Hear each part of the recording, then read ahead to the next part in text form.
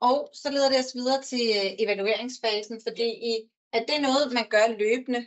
Og tit så vil de her planer, I laver, jo også være opgaver, som I gentager. I enkelte tilfælde kan det også være, at I har en PES, hvor det simpelthen er en enkelt opgave, og så kunne det være løst, men oftest vil det være gentagende opgaver, som I er flere om i fællesskab at løse, og der evaluerer man løbende, og man kan evaluere på flere planer. Ja, vi har det, som hedder en selvevaluering. Det vil sige, at det er faktisk noget, vi konstant er som fagfolk, at vi evaluerer på, om vores handlinger rent faktisk har den ønskede effekt her hos Else.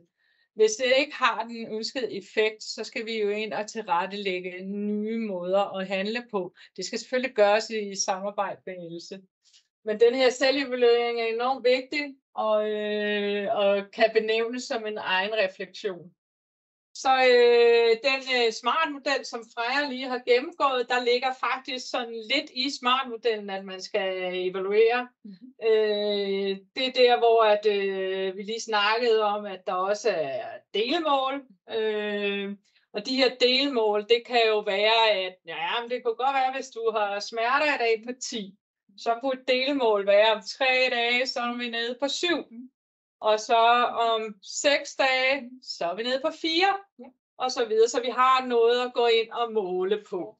Og det kunne også være, at vi simpelthen ikke havde nået målet, at det ikke hjælper det, vi gør. Og så er det jo vigtigt at få evalueret, så man kan få lavet en ny plan. Ja, og så er det så, at vi skal tilbage og op i vores vurderingsfase igen, for at finde ud af, hvad handler det så om? Men det er samtidig i evaluering, så er det jo vores midtpunkt, borgerens egen oplevelse af, om succesen den faktisk er der, ikke også? Og succesoplevelsen er jo selvfølgelig, at vi når vores delmål, at vi når vores overordnede mål også sammen med borgeren. Ja. Jeg tænker, Freja, var det sygeplejeprocessen? Det var sygeplejeprocessens faser. Var det det? Ja. Skal du speedtale dem? Det kan godt være, vi lige tager en hurtig oprids. Ja. Vi har vurderingsfasen, hvor I dataindsamler, og simpelthen får en masse viden omkring jeres borgere.